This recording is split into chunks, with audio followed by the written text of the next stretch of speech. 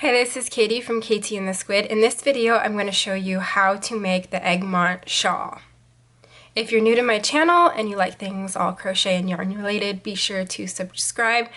I share lots of crochet tutorials along with yarn reviews and other product reviews related to crochet. So the Egmont shawl is a nice easy shawl that I designed originally in sock weight yarn.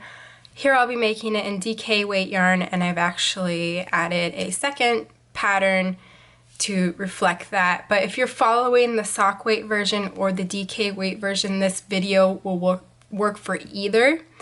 Also, I mean, you could really use any weight yarn, and I'll explain as we go how to adjust the size.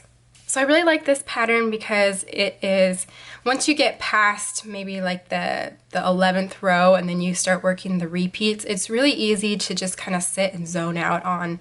The repeats are super easy. You could sit and watch TV, and when you're done, you have a beautiful shawl. So for this video, I will be using Swish DK from We Crochet. I will link to where you can find this yarn from their website. I really like this yarn because it comes in so many colors, and it's also really nice and soft, and it feels really good against your skin, which is what you really want in a shawl because you're going to wrap it around your neck. So the colors I have, this is my main color, which is Forest Heather, which is a nice kind of olive green, which I think is a really beautiful and almost neutral color. And then for my second color, I have this Dove color, Dove Heather, which is a nice gray. I use this color all the time. It's like my go-to gray color. Like I said, these yarns come in so many colors. You can mix and match and have fun with it. And then for our hook, I am using a size J, which is a 6mm. If you're using a different weight yarn, use a hook that is appropriate for your yarn. I'm using a hook that's slightly larger because I want it to be, I want the fabric to be a little bit more open. I do have a gauge pattern listed in the pattern, so if you're not quite sure about what size hook to use, make a gauge swatch with the hook that you're thinking just to see how the fabric comes out. Speaking of gauge, you might want to make a gauge swatch. However, gauge is not super important for this pattern. It's a shawl, so if it's a slightly larger, slightly smaller, it's really not going to make that much of a difference. Also, as you're making it, you can adjust the size, and I'll explain how to do that as we go. I'll also be using some stitch markers. These are some super cute ones that I just added to my shop. They are numbered, and the reason that I use them is so I can keep track of my rows. This isn't necessary. It's not, you don't have to use these, but I like to keep track of my rows, and these ones are really cute. I just added them to my shop, and I'll add a link to these in the description of this video. Of course, if you still want to use stitch markers, but you don't want to use these super cute ones, you can always use safety pins, bobby pins, or even scrap pieces of yarn, but I think these are really fun. So we will start with color A, which is my Forest Heather, and I'm just going to show you my finished shawl so you can get an idea of what's going to happen. So here's my shawl. I haven't finished weaving in my ends or anything yet, but I just want to explain how this is going to happen just to give you a visual of how it's going to work up. So this is where we start. We're going to start with a couple stitches, and then it's going to gradually increase as we work, and it's going to increase and it's going to get longer, and that's how the shawl works. And then it'll eventually get so large, and then we will add our second color to the end where the pattern changes a little bit. So I think for this pattern, the most difficult thing is just getting started because you're not quite sure what's going on until maybe you get to like the 11th row, and then once you get to like the 11th row, it'll click and the rest will be a breeze. So once you just get past this little bit, it'll go quick, but if you struggle on this first little part, that's what this video is for. I don't think I mentioned this is a free pattern on my blog, so I will link to that in the description of this video. You can also purchase the PDF if you'd like to print your patterns, I think that's a good thing to have, so I will link to both. And like I said, if you're following the sock weight version or the DK weight version, this will work for either. So with color A, we're going to start by chaining 2.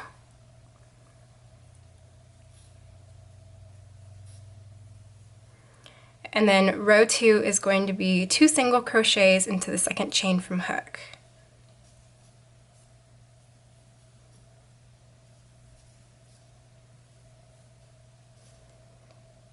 So next you're going to chain 2 and turn, and so this side that has the chain 2, which is going to start every even row, is the side that has the increases, and we're chaining 2 to give a little bit extra room for that increase. This will make more sense as we go, but I just want to explain why the even rows start with a chain 2 and the odd rows start with a chain 1.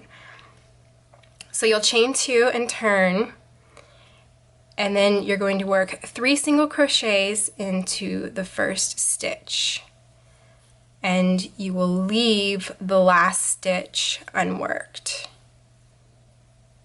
So at the end of every even row, you will also leave that last stitch unworked.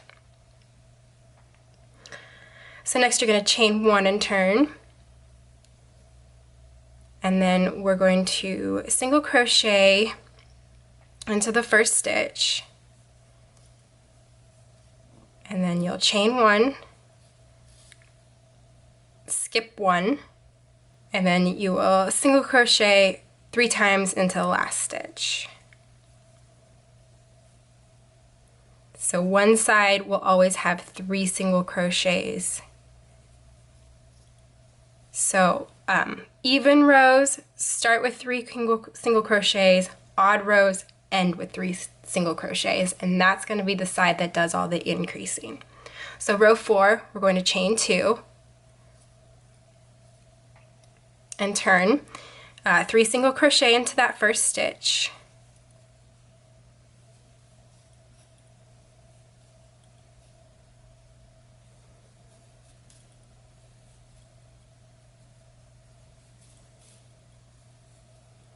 single crochet into the next stitch, chain 1, single crochet into the chain 1 space, and then we will leave that last stitch unworked. So I have listed the stitch counts, so if you want to stop and check to make sure that you have the right number of stitches, be sure to do that. So row 5 starts with a chain 1 and turn, and you will single crochet into the first 2 stitches, so single crochet into the first single crochet and then single crochet into the chain 1 space. Then you'll chain 1, skip 1, and single crochet into the next. Chain 1, skip 1, and then you will end with 3 single crochets into the last stitch.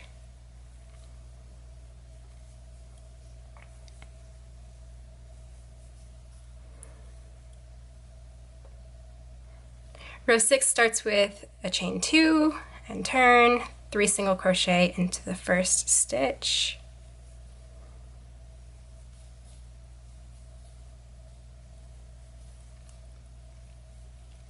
single crochet into the next stitch, chain 1, single crochet into the next chain 1 space, and you'll do that twice, so chain 1, single crochet into the next chain 1 space, and then you'll end with a single crochet into the next single crochet, and again we are leaving that last stitch unworked. Row 7 is a chain 1 and a turn, single crochet into the first stitch, chain 1, skip 1, and then you'll single crochet into the next chain 1 space, and you'll do that 2 times. So chain 1, skip 1, single crochet into the next chain 1 space, and then you'll chain 1, skip 1, single crochet into the next single crochet, chain 1, skip 1, and then 3 single crochet into the last single crochet.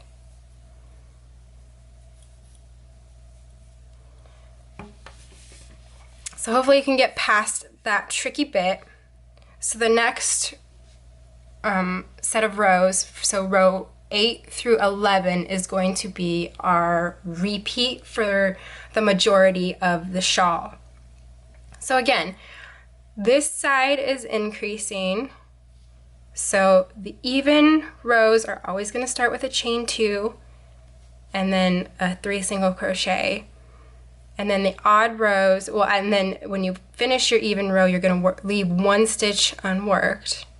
And then the odd rows will start with a chain 1 and then end with the 3 single crochet into the last stitch.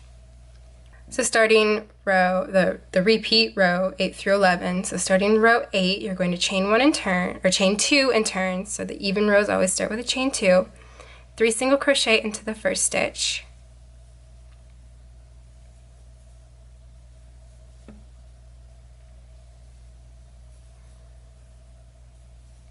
Single crochet into the next stitch, and then the next bit is where we do the repeat that is going to continue throughout the shawl. So you'll chain 1, skip 1, single crochet into the next chain 1 space, chain 1, skip 1, single crochet into the next chain 1 space, chain 1, skip 1, all the way across until you get to that last single crochet, or the last chain 1 space.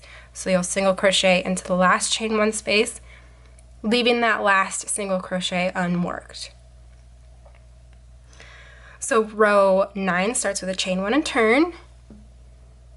You'll single crochet into the first single crochet, single crochet into the next chain 1 space, and then start that same repeat of chain 1, skip 1, single crochet into the next, chain 1, skip 1, single crochet into the next, and you'll continue that to the last chain 1 space, and you'll be left with those 1, 2, 3, 4 single crochets. So you'll chain 1, skip 1 single crochet into the last, or to the next, and then you'll chain 1, skip 1, and now we're at the last single crochet, so we'll do 3 single crochets into that last stitch.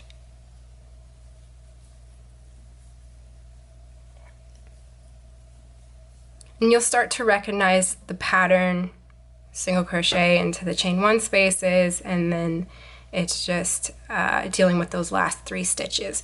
So we'll, for row 9, or I'm sorry, row 10, we're going to chain 2 and turn, 3 single crochet into the first stitch,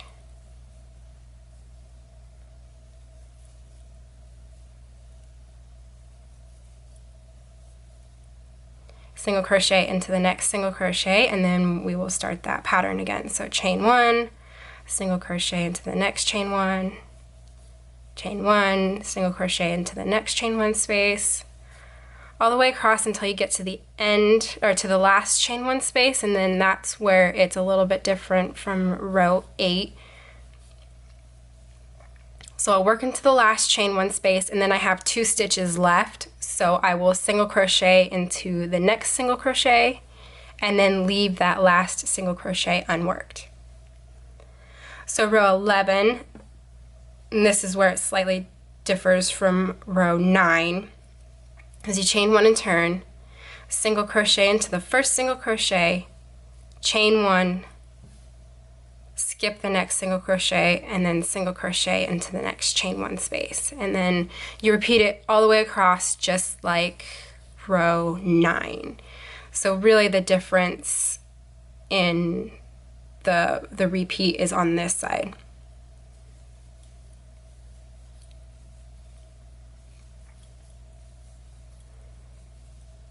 So a single crochet into the last chain 1 space, chain 1, skip 1 single crochet into the next single crochet, chain 1, and then 3 single crochets into that last stitch.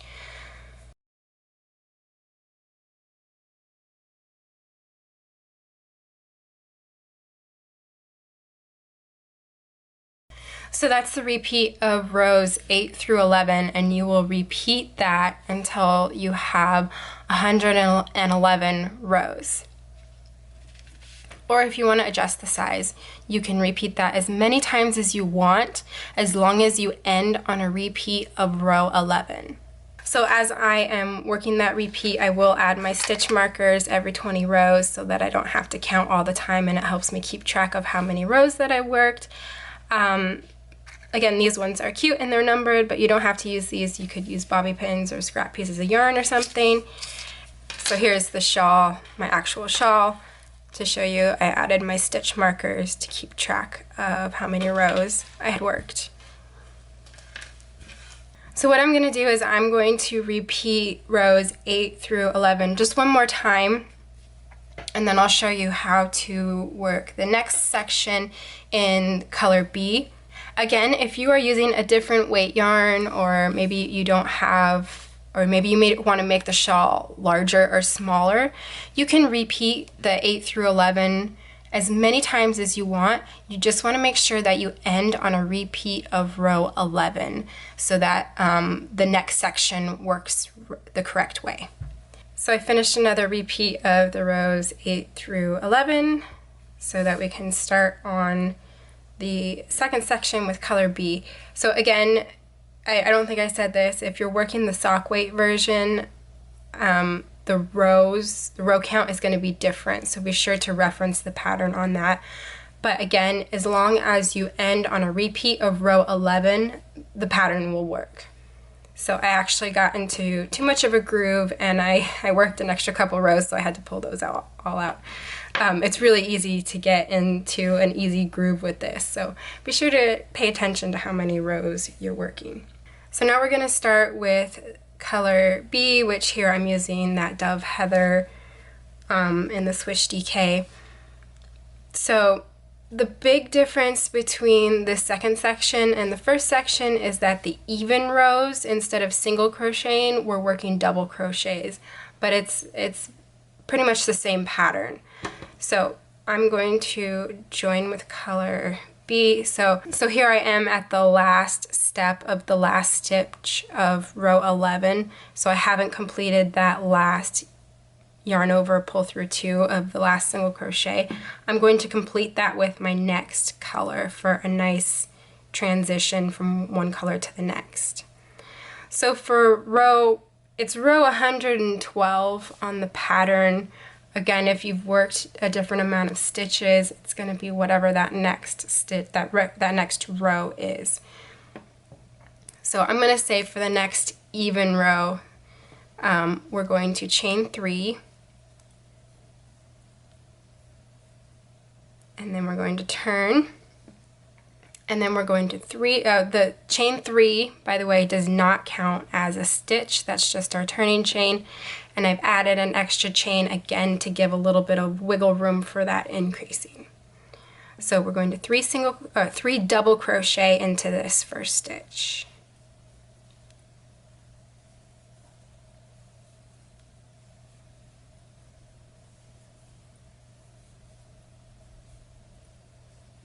Then you're going to double crochet into the next, and again it's very similar to it would have been row 8, except for you're working double crochets. So we'll chain 1, double crochet into the next chain 1 space, and repeat that across. So chain 1, double crochet into the next chain 1 space, and repeat that all the way across to the very last chain 1 space.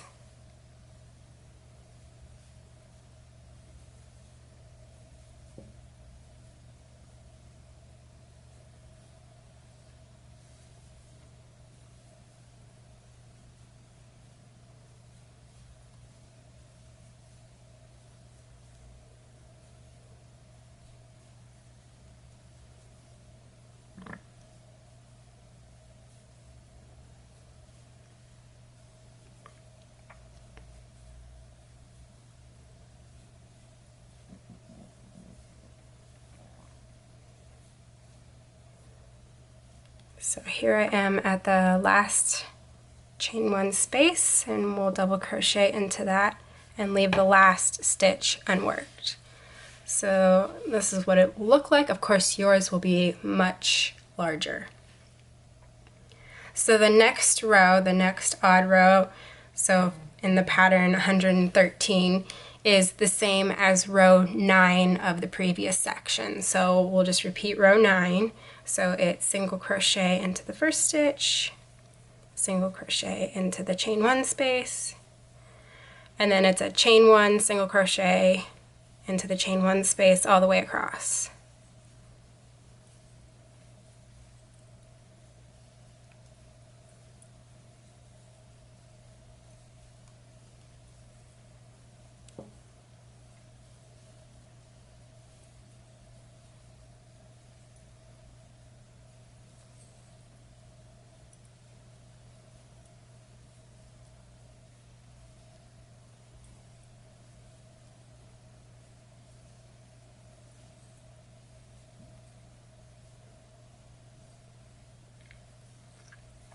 So here I am at the last chain 1 space. I'll chain 1, single crochet, or skip 1, single crochet in the next, chain 1, skip 1, and then 3 single crochet into that last double crochet.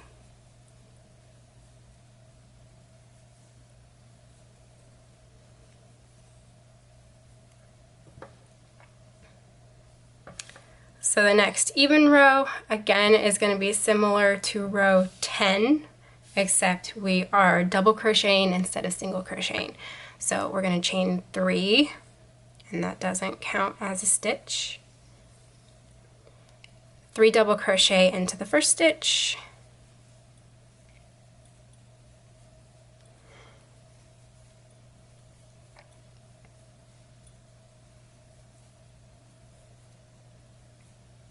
and then we'll get into that same pattern, so we will double crochet into the next single crochet, chain 1, single crochet into the next chain 1 space, and repeat that all the way across until you get to the last chain 1 space.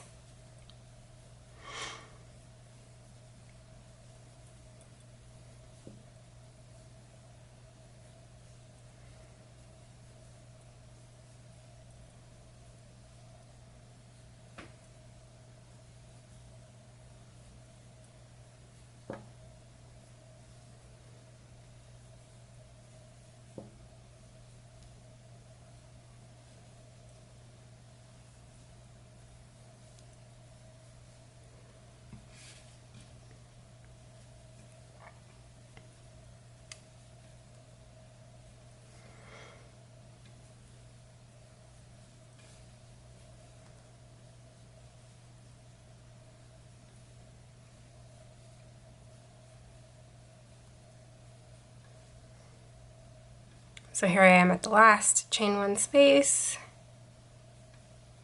and then I will double crochet into the last single crochet, or not, until the second to last single crochet, leaving that last single crochet unworked. So row 115, or whatever odd row you're on, is going to be a repeat of row 11. So chain 1 turn, single crochet into the first, chain 1, single crochet into the next chain 1 space, and repeat that all the way across to the last chain 1 space.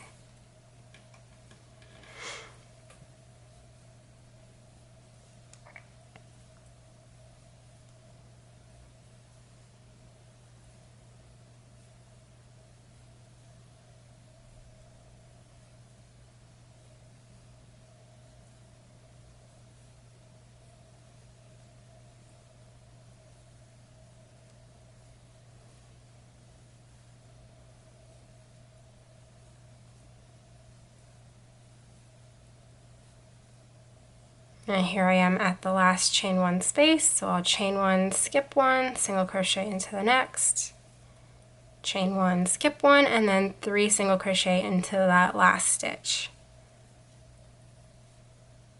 So the rest of the shawl is just a repeat of those last 4 rows, and in the pattern for the DK version, I have you repeating that until you have 131 total rows. So I believe that's another 20 rows after the first section. Again, if you're using a different weight yarn or if you're adjusting the size, you can repeat that as many times as you want. I just think that you should end on an odd row. It doesn't have to be the repeat of 11 or the repeat of 9. It doesn't really matter. I just think you should end on a repeat of the odd row because it has those single crochets, and I think that has a nicer finish to the end of the shawl. And that's just my opinion. Really, you could end on any row that you want. So here's my finished shawl. It has been blocked, but I haven't sewn in all the ends. So once you're done, of course, fasten off, weave in all your ends, block it, all that fun stuff, and then it's good to go. For this yarn, this nice wool yarn, I just did a light steam blocking, and I think that worked really well. Here is the finished shawl. I hope you enjoyed this video. I really like this shawl. I think it's very versatile. You can have fun playing with different yarns. And I would love to see your finished shawl, so be sure to tag me on social media if you make it. Again, if you are interested in more tutorials like this, be sure to subscribe to my channel, and I will see you guys in the next video. Bye.